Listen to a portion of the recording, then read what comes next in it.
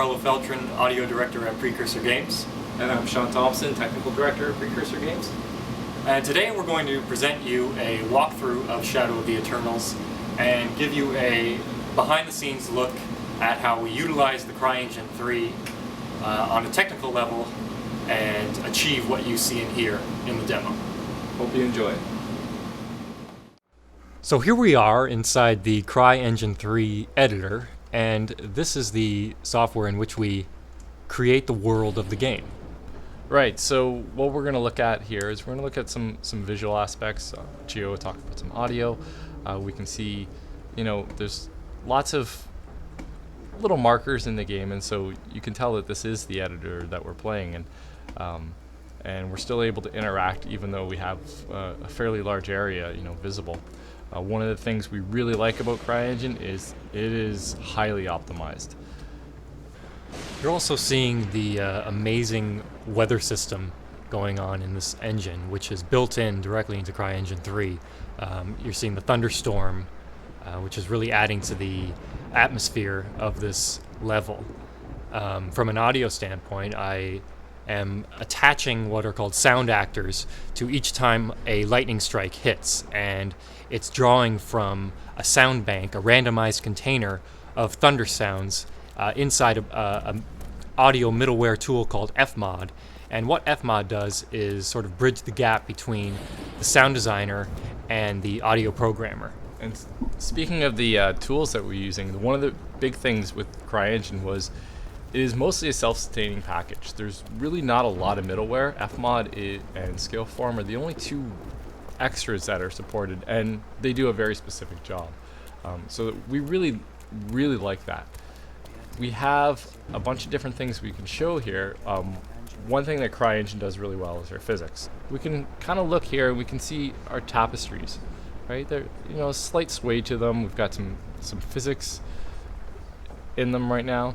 Our chandeliers as well. You can see there's some swinging, and this was mainly us playing with some of their systems, evaluating them, getting a feel for how they can work to add those little subtleties to the level. That one of the other big things, and this is something that the team over at Crytek does better than anyone, is really the visuals. This whole level is dynamically lit. There's no baking going on whatsoever.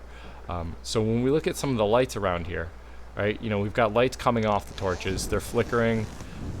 All right, so we're able to animate the lights. That's a really nice feature. One of the things that, if we look on the ground, we see the stained glass coming through on the windows. Yeah, so one of the things that we had to add to the CryEngine is a new third-person camera system, because that's something that's going to be very specific to our game and the way we do things.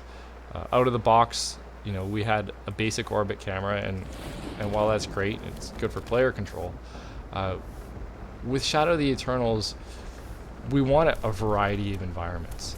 So a couple of the design goals that we had were always keep the player in control. So you can see as he walks up the stairs or transitions that the camera control changes, but the player is still able to look around. Now, for an area like the staircase, where it's such a narrow environment, we didn't want to give the player an orbit camera because you run into all sorts of issues with collisions with the walls and not being able to see, whereas we want the player to be presented with the exact view that they need while still maintaining some control of what they want to look at. Here we're back into our free orbiting camera, and there's no cut.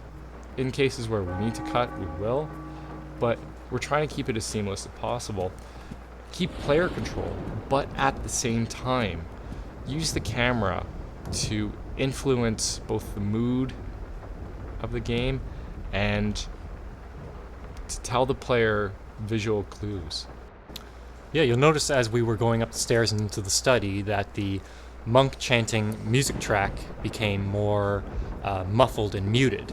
So when you're at the top of the cathedral in the study, you don't really hear it as much as you did as when you were in the apse. And that is, I don't expect everybody to really notice that thing, but subconsciously it really adds to the immersion, that interactivity with audio. And that is done with Fmod, and really the possibilities with Fmod are endless. what it does, it allows the sound designer to set parameters for the game engine to read. And these parameters can be anything, such as the state that the player is in, or how many enemies are in the room during an action sequence. And a lot of people might think that as a sound designer, we were moving faders to mix the game, but no, what's really happening is the game engine is reading those parameters and essentially mixing itself, because the game is going to be different every time you play it. It has to be on the fly, adapting to what the player is doing. And Fmod really is very intuitive in doing that. With the visuals, we are able to, out of the box, just drop assets in and start applying materials and shaders and have them already fully optimized with the great suite of options that exist in CryEngine's material editor. But at the same time, when we do want a very particular effect, we're able to extend that. A good example of this is the windows in the study. If we go over and have a look at the windows, you can see this is a custom shader written by us, put into the CryEngine. We've got some motion on the trees in the background. We've got water droplets, and we've got some slight reflection in there. All these things we were able to combine and basically just build on what CryEngine already had. Yeah, you'll notice when you go to the windows too that you can hear the rain getting louder, the spatter on the windows. And that's another result of Fmod's interactive audio system. What you do is you draw volumes near these windows, and then as you get closer to them, the radius tells the engine to how loud to play the rainfall.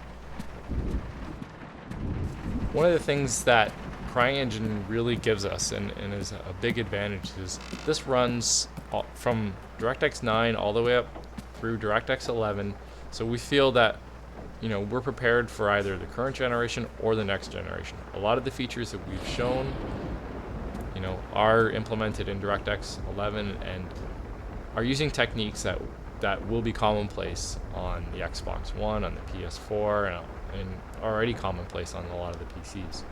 So, we feel very good from that standpoint that we're going to be able to support a very wide range of configurations, whether they be consoles, whether they be PCs, and make gamers happy with the performance and the look of the game they play, no matter what platform they're playing on.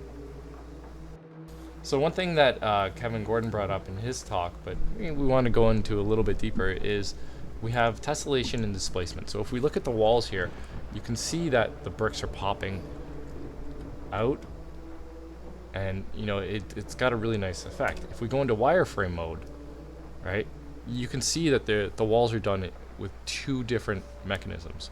One's highly tessellated, so we've turned on tessellation and allowed the displacement to actually move the bricks around.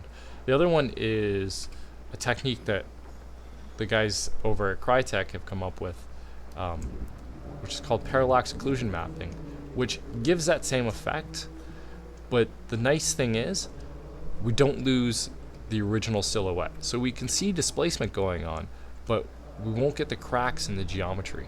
So we're able to pick and choose which of these techniques is most appropriate for the geometry involved, and both of them perform very well. We've done a lot of tests with both, and we're really happy with the results. Oh, well, thanks everybody for listening. We hope you enjoyed it, and we look forward to showing you more in the future.